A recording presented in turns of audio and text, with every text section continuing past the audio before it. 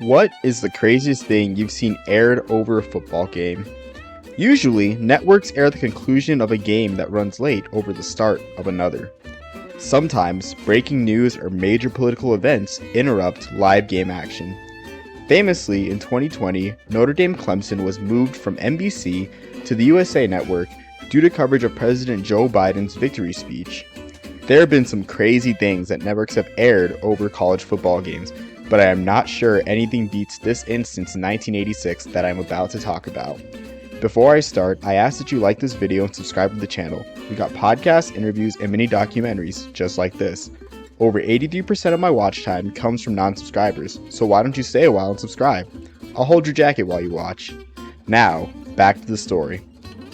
Our story starts in 1984, when the Board of Regents of Oklahoma versus the NCAA Supreme Court case paved the way for conferences and schools to negotiate their own television deals. Previously, the NCAA had negotiated the TV contract for all of its divisions each year, including determining which games were televised weekly. In the past, I have gone over this process extensively, so if you want to learn more, click on the card in the upper right-hand corner. Now, networks and conferences or even individual schools can negotiate with one another to air games. Several networks entered the game, but the strangest network of them all was definitely PBS.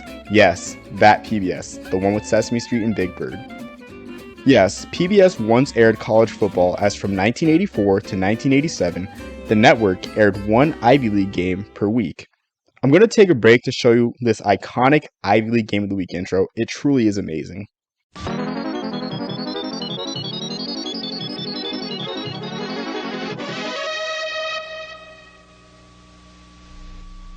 These are the schools of the Ivy League: Brown University, Columbia University, Cornell University, Dartmouth College, Harvard University, University of Pennsylvania, Princeton University, Yale University.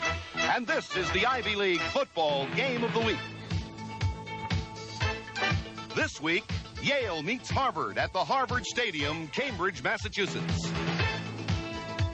Ivy League football is brought to you by The Travelers, people responsive to people with insurance and financial service needs. The Travelers, where fairness is good business. The relationship was odd from the start, as many PBS stations either did not know how to handle broadcasting sports or simply did not see the point of broadcasting Ivy League football. One such station was Philadelphia's PBS affiliate, WHYY-TV.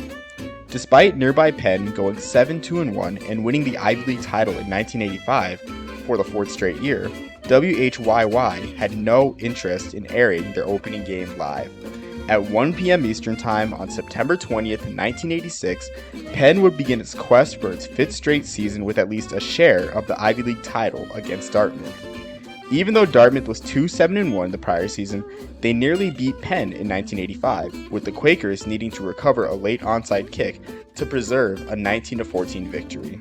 On paper, this looked like a solid game, but WHYY had no interest in broadcasting the game live. The morning of the game, the Philadelphia Inquirer reported that WHYY would air the Penn-Dartmouth game on tape delay at midnight instead of live at 1 p.m. Eastern Time.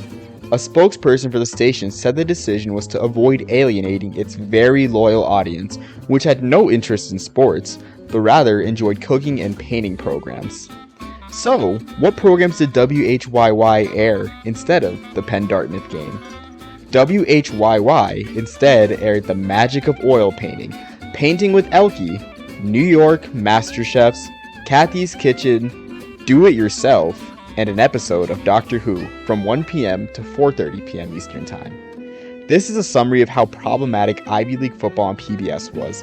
If this happened in the first year of the contract, it would be understandable, but for a station to make this decision 3 years into the contract simply shows the failure of Ivy League football on PBS. Stations like WHYY had already given up on airing football by 1986. PBS's purpose was always educational and never to be a sports network. Sadly, the Philadelphia viewers missed out on a good game.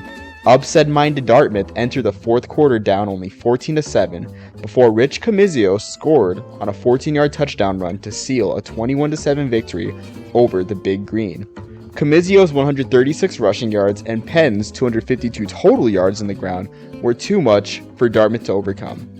The victory kickstarted a mind-blowing 6th straight Ivy League title for Penn, as the Quakers went 10-0, while Dartmouth struggled to a 3-6-1 record on the year. Naturally, after the Ivy League contract ended in 1987, PBS never got back into broadcasting college football, as the Ivy League instead partnered with ESPN. Because of this, we may never see a broadcasting decision this wild in college football again. In the end, when the people want Bob Ross, you don't give them football, you give them Bob Ross. Like and subscribe for more mini documentaries and podcasts like this. Goodbye.